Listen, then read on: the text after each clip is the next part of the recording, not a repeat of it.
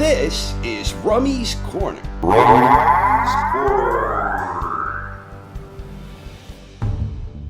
Good evening, boxing fans, and welcome back.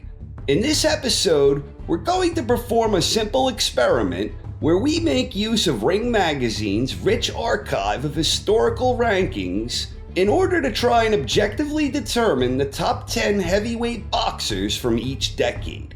Ring Magazine began doing annual rankings for the heavyweight division back in 1924. So for our purposes here, we're going to start with the first full decade with a complete data set of rankings, the 1930s. At the conclusion of 1930, these were the top-rated heavyweights according to Ring Magazine. Max Schmeling was the recognized champion, so we're going to award him 10 points for topping the list. Jack Sharkey was his number one contender, so he will receive 9 points. And we continue downward until we reach 1 point for Larry Johnson. Note that Max Baer is the number 10 rated contender, meaning he's actually the 11th name on the list.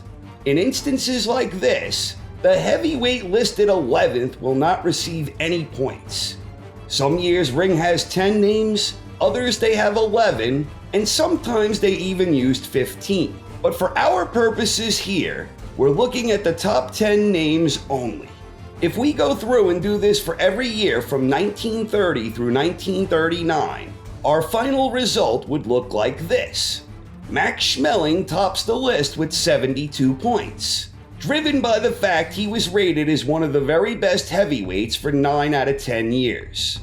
One of the things that jumps out for me here is seeing Max Baer ranked below fighters he beat, like Primo Carnera and Schmeling himself. But when you look at the 30s as a whole, Baer ran hot and cold after his peak stretch, and Baer lacked the greater consistency displayed by both Carnera and especially Schmeling throughout the 1930s, in terms of being viewed as one of the very best. So using this scoring criteria, it isn't about making head-to-head comparisons. Moving on to the 1940s, Joe Louis was about as dominant as you can get. He scored an incredible 90 points, securing the top spot for 9 consecutive years before being removed from the rankings following his short-lived retirement. Theoretically, using this scoring criteria, the highest score you can ever achieve in any given decade is 100 points. And it's difficult for me to imagine a situation where a champion in any decade, from any weight class, would score higher than what Joe Louis scored here. Powerhouse showing from the Brown Bomber. Then looking at the 1950s, Rocky Marciano topped the list with 48 points.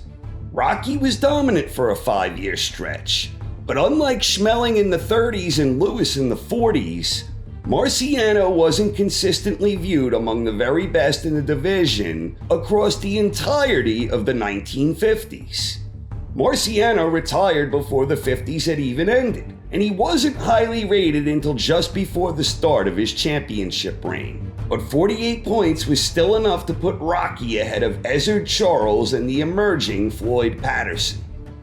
In the 1960s, Muhammad Ali scored 78 points, comfortably giving him the top spot. Even though Ali had his license suspended and did not compete for 3.5 years, Ring Magazine continued recognizing Ali as the heavyweight champion until he had his day in court. It was another strong showing for Floyd Patterson, who followed up his 3rd place finish in the 50s with a 2nd place finish here in the 60s, where he edged out 2-time conqueror Sonny Liston, who had 56 points. I think it's worth noting here that this was the first time where 3 or more fighters scored 50 or more points in the same decade, especially when we consider that Marciano was the leader on the 1950s list with 48 points. So 56 points for Liston in that context, it's a very respectable number. Moving along to the 1970s, it was a powerhouse decade for Muhammad Ali, who tallied a staggering 86-point total. Ali was considered the best or the second best heavyweight by Ring Magazine for 9 consecutive years until his temporary retirement left him off the rankings. And this was also the second consecutive decade where Ali finished with the highest score. Additionally, it was also the second consecutive decade where we had 3 heavyweights with 50 or more points, with George Foreman getting 57 and Joe Frazier getting 53.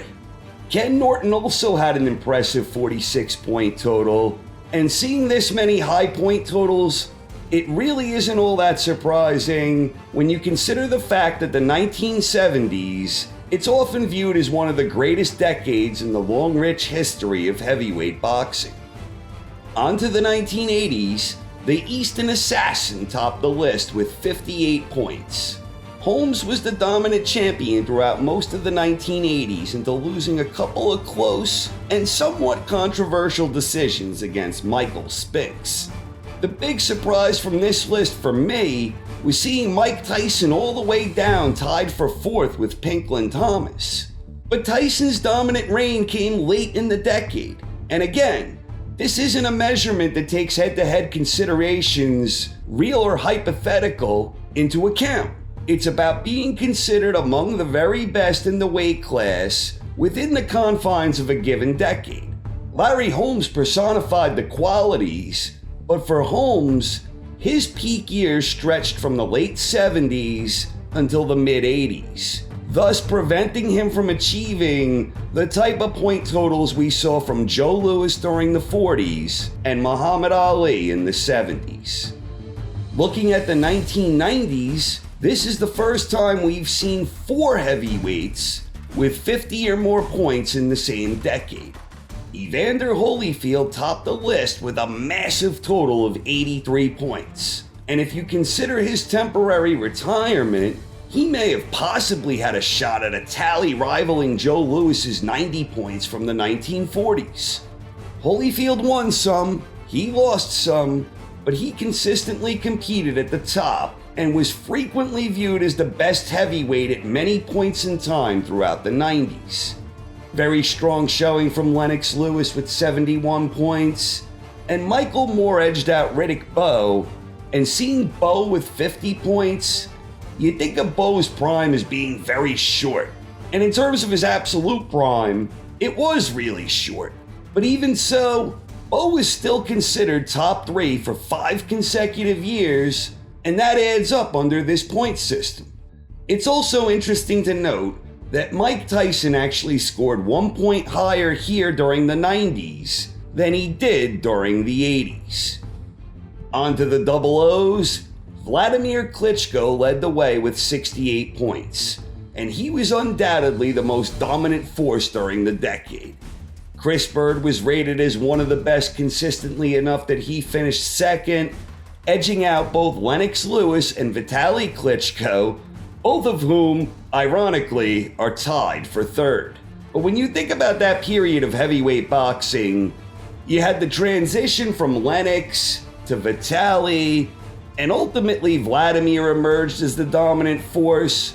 So seeing all those guys here, along with Chris Bird, makes sense given the landscape from that time. So those are pretty strong showings from the 3 guys right after Vlad. And now, even though the current decade is not yet complete, through the end of 2017, the list looks like this. Vladimir Klitschko is again topping the list, and the only person who has a chance to mathematically pass him would be Alexander Povetkin. That seems extremely unlikely, but regardless, Povetkin had an impressive 54-point total in his own right. Tyson Fury is up towards the top of the list. Deontay Wilder already finds himself in the mix with the top 10 guys, and Anthony Joshua is just outside the top 10 realm at this moment.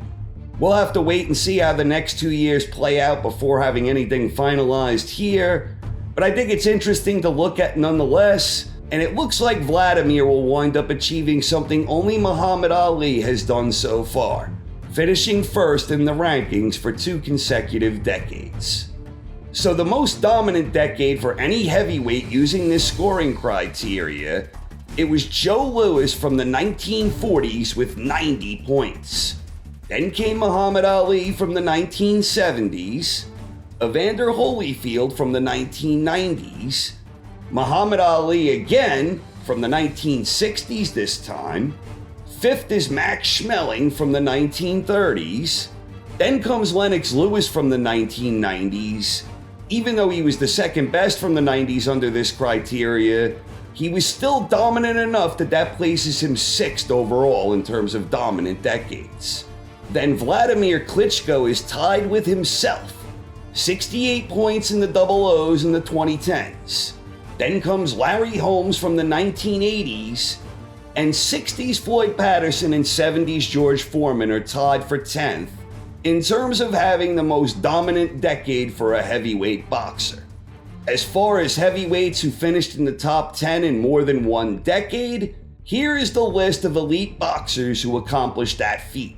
These boxers all stood out among the best across different decades, which to me is a special feat in and of itself. But the notable standouts among all of these standouts are Muhammad Ali, who finished first in both the 1960s and the 1970s, Vladimir Klitschko, who seems poised to equal that feat with the 2000s and the 2010s, or the 20-teens.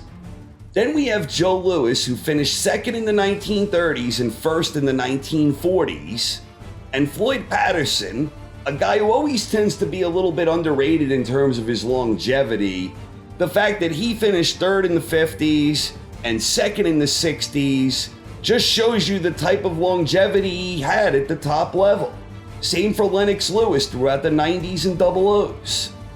And finally, we have Big George Foreman, who finished second in the 1970s and sixth in the 1990s.